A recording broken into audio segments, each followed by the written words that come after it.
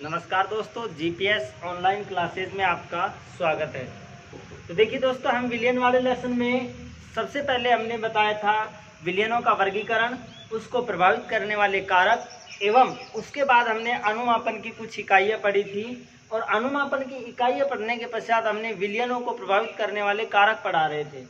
उस कारक में हमने राउल्ट के नियमानुसार और लासतेलिय के नियमानुसार ताप के प्रभाव को बताया था।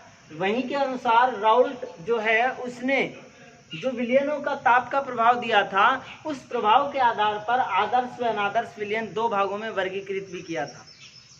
तो आज हम राउल्ट के नियमानुसार आदर्श व अनादर्श विलयन के बारे में बात करेंगे तथा इसको पूरा देखेंगे कि भाई आदर्श विलयन होते क्या हैं। तो देखिए, आदर्श विलयन की जो परिभाषा पूछ लें आपसे, परिभाषा तो सीधी है इसकी कि भाई जो आदर्श विलयन होगा वो वह विलयन होगा जो राउल्ट के सभी नियमों की पालना करता हो।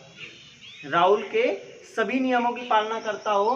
तो हमने देखा था कि राउल्ट का जो नियम था उसके जो निष्कर्ष थे वो थे 3। कौन कौन से? पहला निष्कर्ष था कि जब भी विलेय और विलायक को मिलाया जाए, जब भी विलेय और विलायक को मिलाया जाए तो विलायक का जितना टेम्परेचर होता है उसी के अनुसार विलयन का भी टेम्परेचर समान रहना चाहिए। मतलब शुद्ध विलायक का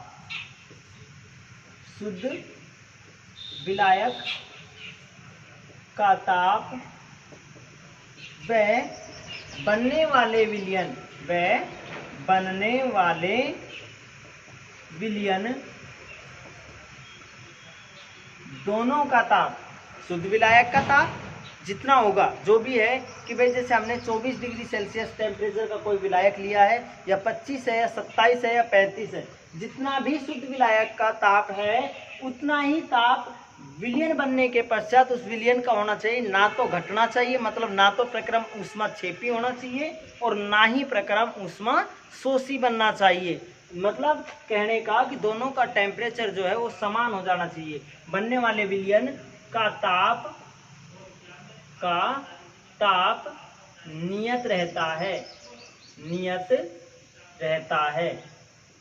नियत मतलब समान रहता है। ठीक है, इसको हम इस तरीके से लिख सकते हैं कि डेल एच बराबर शून्य होना चाहिए। डेल एच मतलब जो ऊष्मा है वो शून्य के बराबर होनी चाहिए। मतलब ऊष्मा परिवर्तन जो है वो किसके बराबर होना चाहिए? शून्य के बराबर। मतलब ऊष्मा परिवर्तित नहीं होनी चाहिए। किसकी? जो शुद्ध विलायक का ताप है उसके बाद हम जो विलायक में विलयन मिलाएंगे, विलेय के अणु मिलाएंगे, तो बनने वाला जो विलयन होगा आपका, ये जो विलयन है उसका तापांतर, हीट मतलब ऊष्मा, उसका जो ऊष्मा का अंतर है वो किसके बराबर होना चाहिए? 0 के बराबर। पहला तथ्य था। दूसरा तथ्य क्या था? याद दिला देते हैं आपको, जो कल मैंने बताया था उनके अनुसार कि भाई शुद्ध विलायक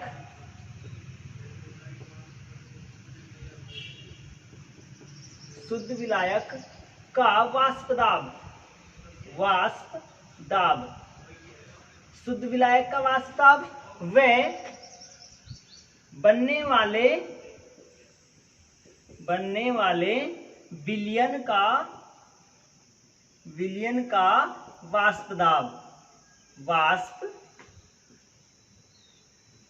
दाब क्या होना चाहिए? नियत रहना चाहिए। नियत रहता है। ठीक भाई, ये भी हमने देख लिया कि भाई जो शुद्ध विलायक का वाष्प दाब है, जैसे कोई विलायक है उसका वाष्प दाब 1 वायुमंडलीय है या 746 नैनोमीटर है, तो nm हो या mmHg हो, ठीक है, जिस भी इकाई में हो, कि भाई जो शुद्ध विलायक का, जैसे मैंने मान लिया कि शुद्ध विलायक का वाष्प दाब जो P0 है, ये P0 क्या है? शुद्ध विलायक का वाष्प दाब है। ये कितना है? 1 एटमॉस्फेयर है। 1 एटमॉस्फेयर है। जब हम इसमें क्या मिला देंगे? विलेय के अणु, मतलब P', ये विलेय है, ये विलायक है।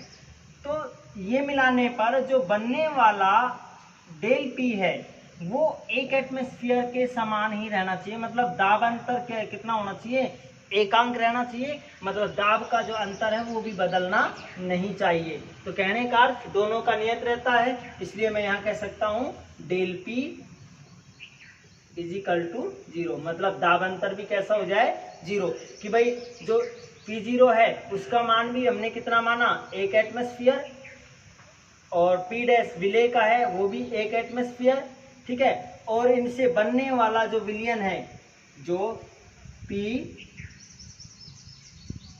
ए भी लगा लीजिए, ये जो विलयन है,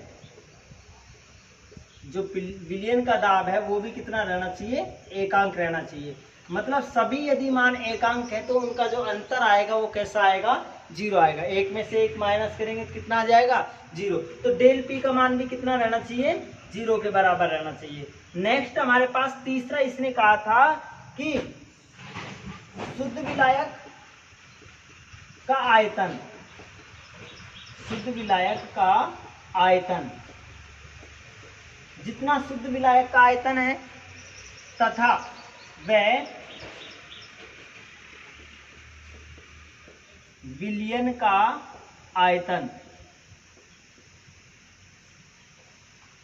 कि भाई शुद्ध विलायक का जो आयतन है उतना ही आयतन किसका रहना चाहिए, बनने वाले विलयन का, परिवर्तित नहीं होना चाहिए। बनने शुद्ध विलायक का आयतन वह विलयन का आयतन नियत रहता है, नियत रहता है।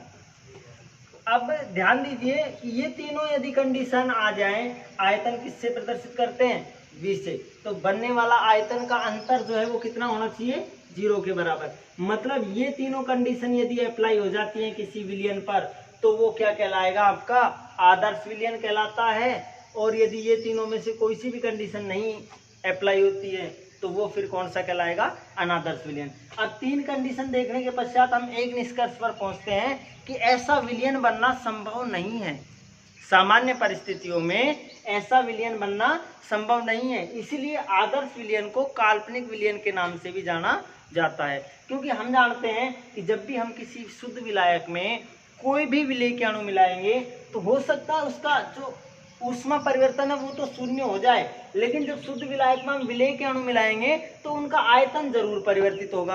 कि भाई मैंने माना कि 100 ml जल है, 100 ml जल, अब इस 100 ml जल में मैंने 18 ग्राम चीनी डाल दी, तो भाई ये 18 ग्राम इस पे डिपेंड करती है, और इसमें जब मिलेगी तो दोनों के योग के बराबर आएगा ना आयतन। मान लीजिए जब हम इसे आयतन में बदलें तो आयतन में बदलने पर हो सकता है कि ये 100 ml प्लस आयतन में जब इसे ग्राम को बदलेंगे तो नियत चेंज इंटरचेंज करने पर ये हो जाएगा हमारे पास 118 ml के बराबर, लगभग 118 ml के बराबर, थोड़ा कम या ज़्यादा हो सकता है। तो ध्यान दीजिए कि ये जो है भाई 100 ml शुद्ध विलायक का आयतन था, कितने में बदल गया विलयन बनने पर, 118। तो आयतन तो नियत रहा ही नहीं रहा ना। इसीलिए समझिए कि जो भी विलयन बनेगा उसका आयतन हमेशा परिवर्तित रहता है। क्या रहता है, परिवर्तित, क्योंकि शुद्ध विलायक जितनी मात्रा का विलायक है उसमें कुछ मात्रा के हमें विलेय के अणु भी मिलाने पड़ेंगे, और विलेय के अणु यदि हम मिलाएंगे तो मात्राएं बढ़ जाती है विलयन की, इसलिए मात्रा बढ़ने पर आयतन क्या हो जाता है, चेंज हो जाता है। मतलब del V is not equal 0 के बराबर हो जाता है, इसीलिए उसे क्या कहते हैं हम, अनादर्श विलयन। तो ध्यान दीजिए तीनों नियमों की पालना कोई सा भी विलयन नहीं करता है वास्तविक रूप से, तो ये कैसा विलयन कहलाता है, काल्पनिक विलयन। आदर्श विलयन कैसा कहलाता है, काल्पनिक विलयन। तो हम यहाँ पर दोनों की परिभाषाएं देख लेते हैं, अनादर्श और आदर्श विलयन की क्या क्या परिभाषाएं हैं वो देख लीजिए। तो देखिए अब इन तीनों नियमों के आधार पर हमें क्या बनानी है, परिभाषा बनानी है। तो हमने यहाँ पर डाला जैसे सबसे पहले आदर्श विलयन, फर्स्ट नंबर आदर्श विलयन। भाई आदर्श विलयन क्या होगा, वह विलयन जो राउल्ट के उपरोक्त तीनों नियमों की पालना करता हो। अब ये ध्यान रखना, जब भी आपको एग्जाम में लिखना है तो ये तीनों नियम लिख के बताने हैं इस विलयन में। मैं यहाँ पर क्योंकि मैंने पहले लिखवा दिया आपको, ये तीनों नियम यहाँ है इसलिए मैंने उपरोक्त शब्द डलवा दूंगा, नहीं तो आपको आदर्श विलयन में ये तीनों चीजें डालनी है। कैसे डालनी है कि भाई वह विलयन जो जिसका ऊष्मीय परिवर्तन शून्य रहे, वाष्प दाब शून्य रहे, एवं आयतनों का अंतर भी शून्य रहे, वह विलयन क्या कहलाएगा? आदर्श विलयन। अपन यहाँ पे परिभाषा कैसे डालेंगे? जो वह विलयन जो राउल्ट के उपरोक्त तीनों नियमों की क्या करता हो? पालना करता हो, वो क्या कहलाएगा? आदर्श विलयन। ठीक है, तो यहाँ पर हम परिभाषा लगा रहे हैं आदर्श विलयन की। वह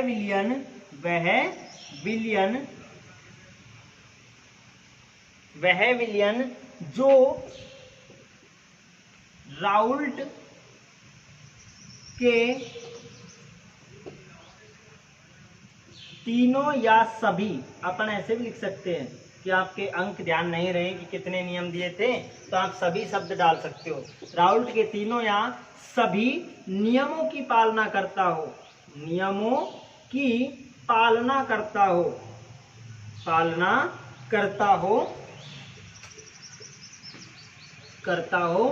आदर्श विलयन कहलाता है। आदर्श विलयन कहलाता है। ठीक है भाई। दूसरा हम ध्यान देते हैं कि अनादर्श विलयन क्या है। अनादर्श विलयन सीधी सी बात हो जाएगी भाई, अनादर्श कौन हो जाएंगे? जो राउल्ट के नियम की पालना नहीं करते हैं। तो आप ये भी डाल सकते हो कि जो राउल्ट के नियम की पालना नहीं करते वो क्या कहलाते हैं? अनादर्श विलयन। मतलब इनमें से किसी न किसी नियम की वो पालना सीधे रूप से नहीं करेंगे। तो हम यहाँ पे परिभाषा क्या लिखेंगे? वह विलयन जो राउल्ट के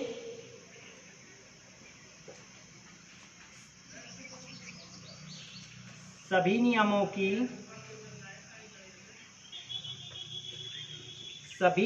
की पालना ना करता हो या नहीं करता हो, क्या कहलाते हैं बेटा? अनादर्श विलयन कहलाते हैं। क्या कहलाते हैं? अनादर्श विलयन।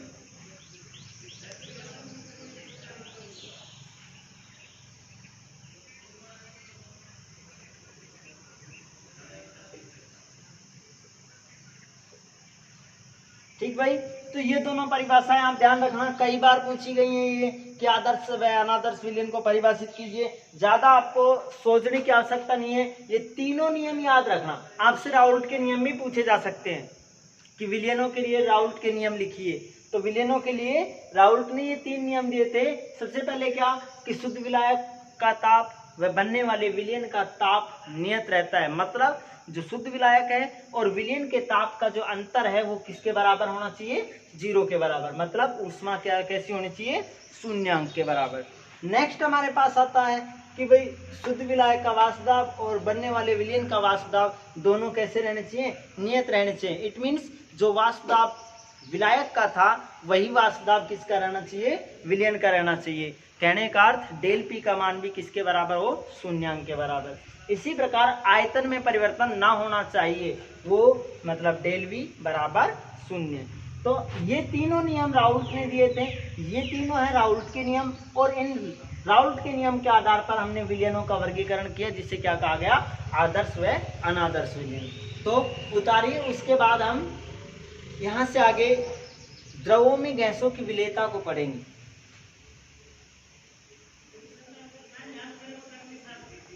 हाँ जी, देखिए मिटा देते हैं। नेक्स्ट हमारे पास टॉपिक आता है, सीधा सीधा टॉपिक ले रहे हैं हम, कोई ज्यादा दिक्कत नहीं है आपको।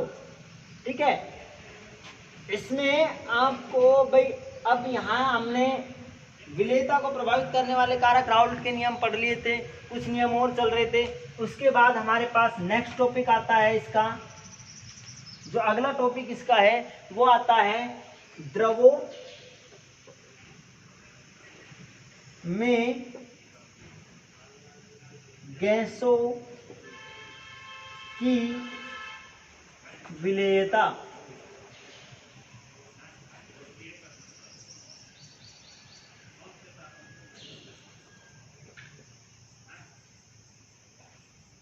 ठीक भाई, द्रवों में गैसों की विलेयता।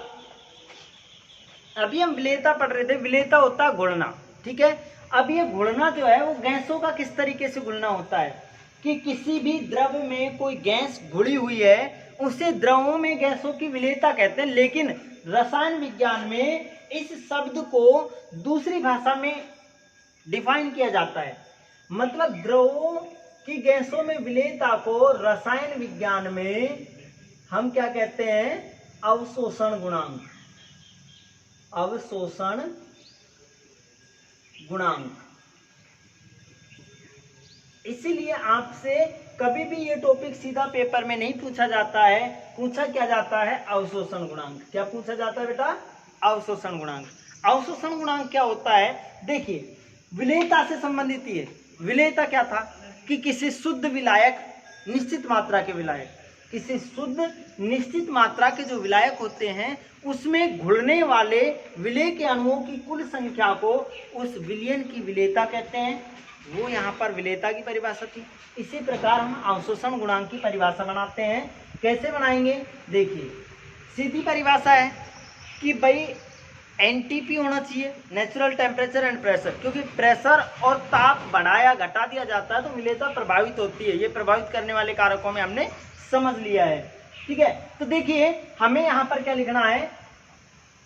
एनटीपी पर, एनटीपी मतलब नियत ताप दाब, नियत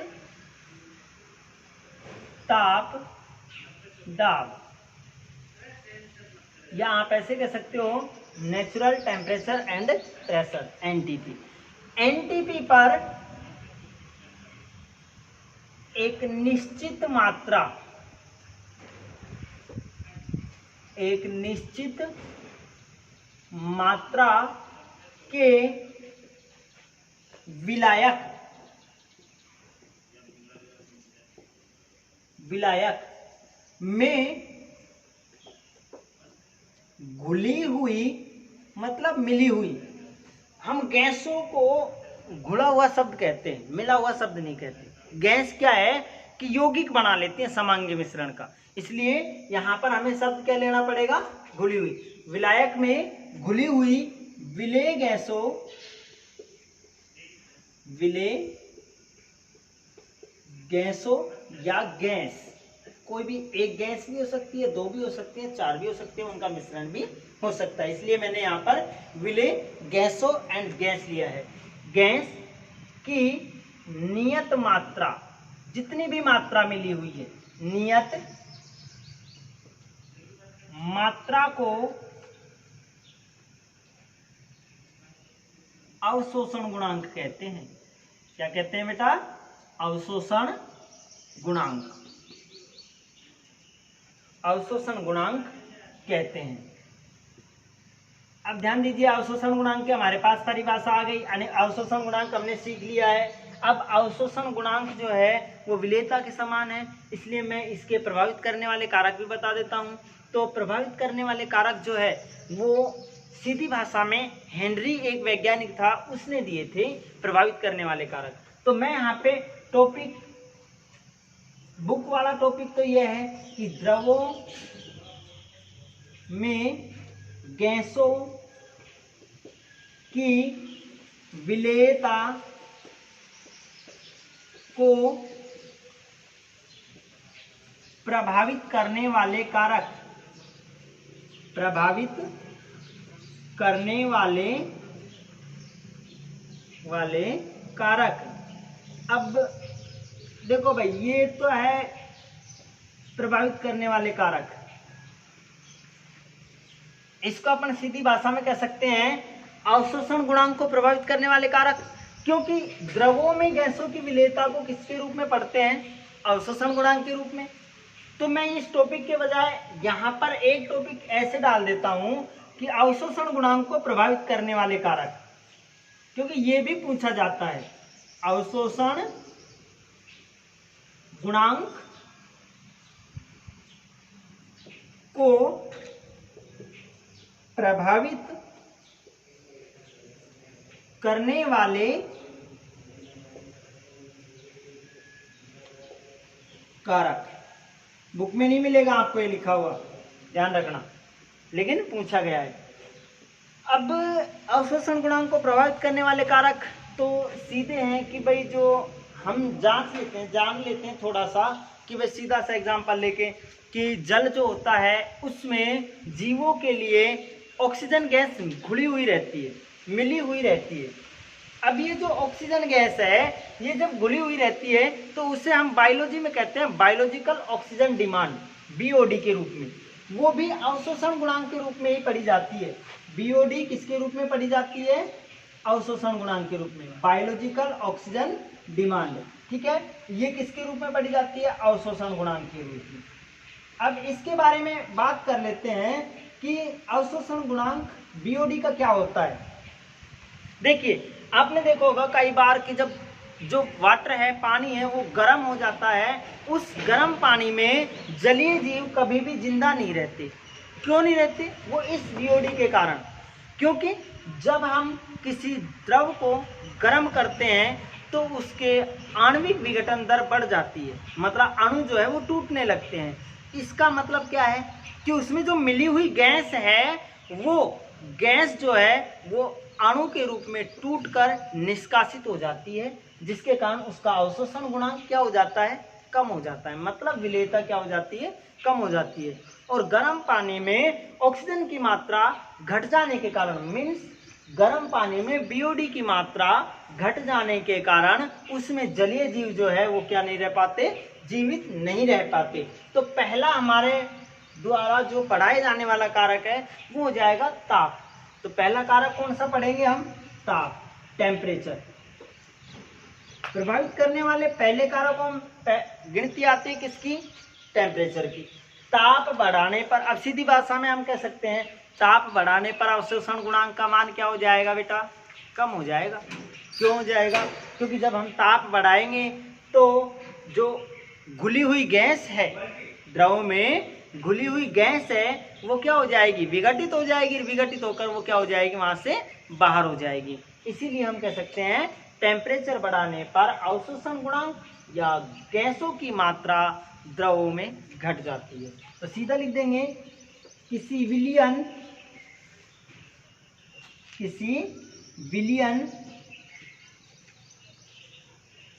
का ताप बढ़ाने पर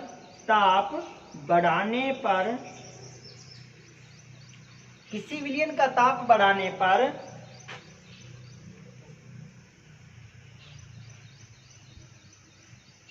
उसका अवशोषण गुणांक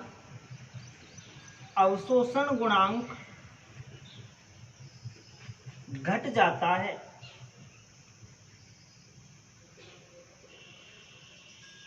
दिक्कत किसी को? इसको मैं ऐसे लिख दूंगा, टेम्परेचर अप तो अवशोषण गुणांक क्या हो जाएगा? डाउन। अवशोषण गुणांक क्या हो जाएगा बेटा? डाउन हो जाएगा। मीन्स इसको कैसे पढ़ सकते हैं? टेम्परेचर एंटी प्रोपोर्शनल टू अवशोषण गुणांक KH। ठीक है, KH के रूप में पढ़ते हैं अवशोषण गुणांक को। तो ये बात भी आप ध्यान रखना। पूछा जा सकता है कि अवशोषण गुणांक पर तापीय प्रभाव के समीकरण को प्रदर्शित कीजिए। हाँ जी, देखिए ताप का प्रभाव हमने बता दिया कि किसी विलयन का ताप बढ़ाने पर उसका अवशोषण गुणांक घट जाता है। इसलिए हम कह सकते हैं कि T एंटी प्रोपोर्शनल KH। ये KH क्या है? अवशोषण गुणांक। क्या है? अवशोषण गुणांक। तो ध्यान देना, अवशोषण गुणांक क्या है?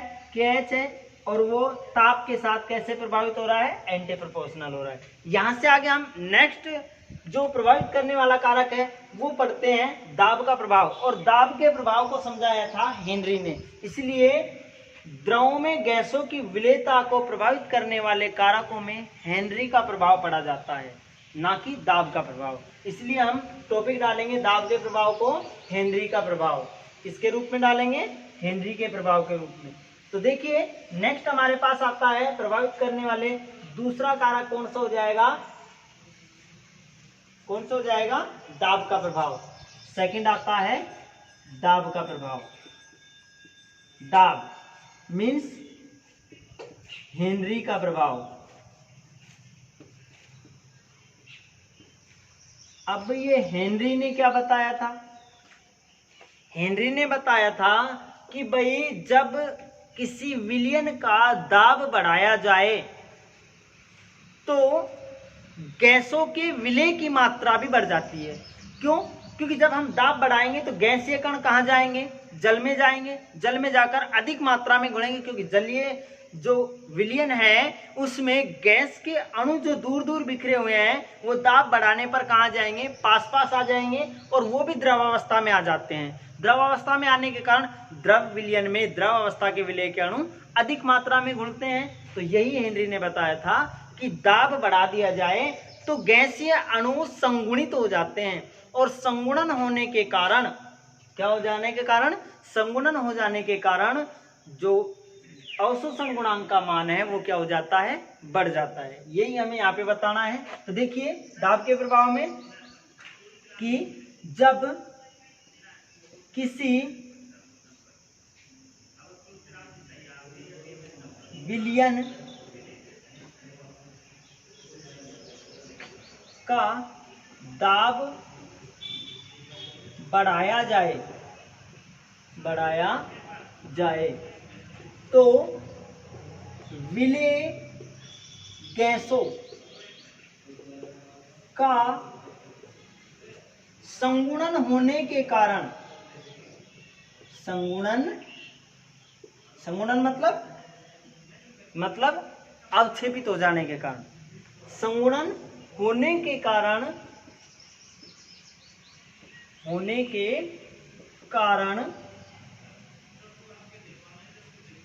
संगुणन होने के कारण अवशोषण गुणांक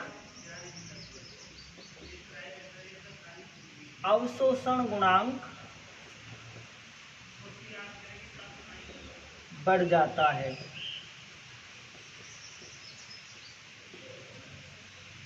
ठीक भाई, इट मीन्स हम कह सकते हैं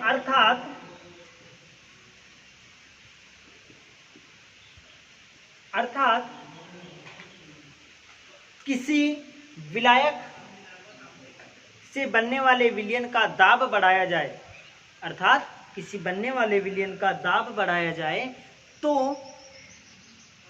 उस विलयन में घुले हुए गैसीय अणुओं की मात्रा लगाए गए दाब के समानुपात, क्योंकि दाब बढ़ा रहे हैं तो अवशोषण गुणांक क्या हो रहा है, बढ़ रहा है।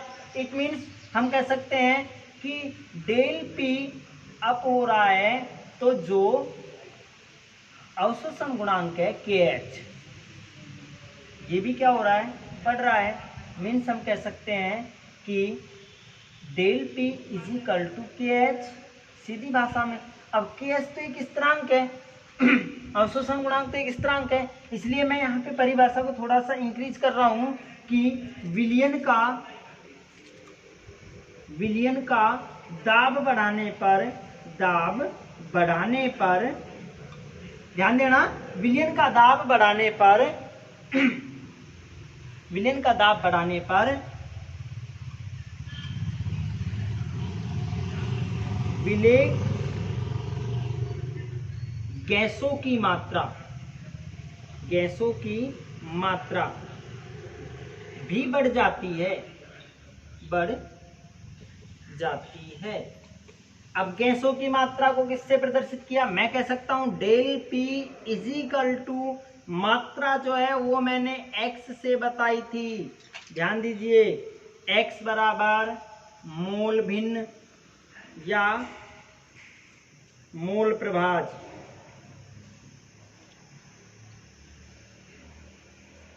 मतलब अणुसंख्यता जो है, मतलब मोल भिन्न जो है विलयन में, जो विलय की मोल भिन्न है वो बढ़ जाती है कब, जब दाब बढ़ता है।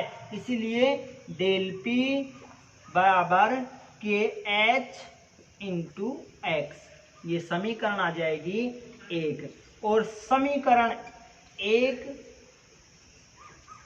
हेनरी समीकरण है, ध्यान देना, हेनरी की समीकरण पूछी जा सकती है, सीधी भाषा में उतार दीजिए पहले।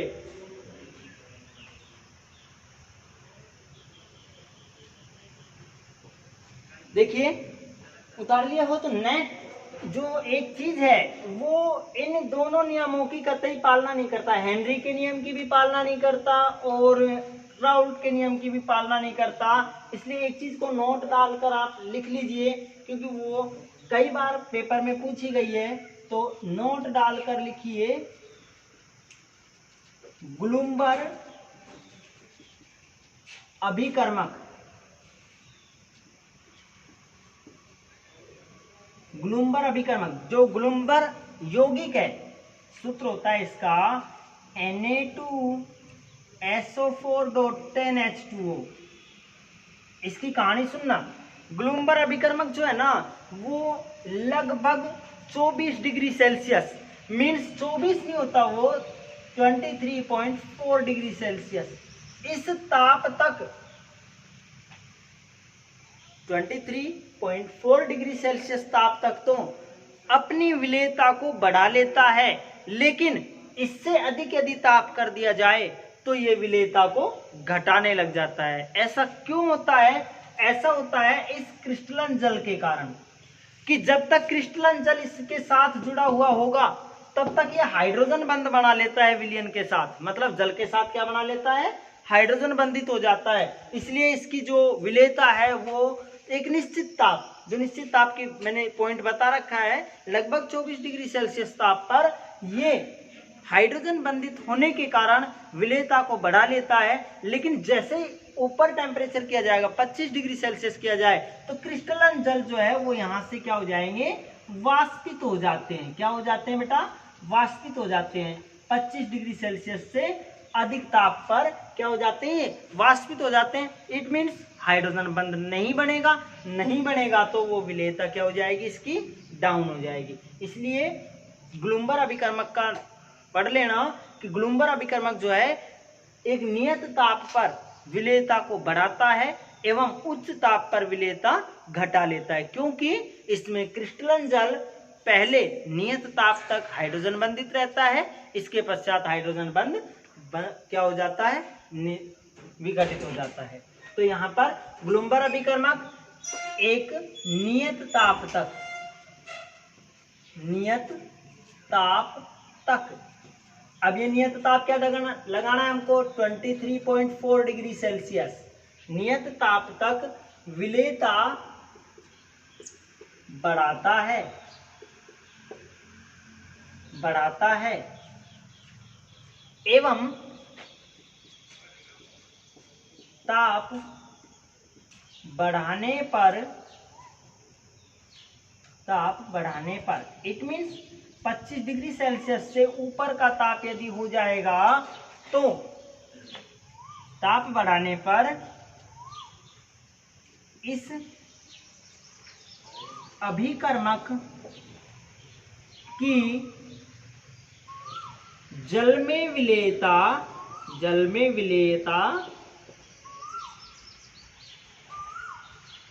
घट जाती है। रीजन मैंने आपको बता दिया, क्या है? क्रिस्टलन जल।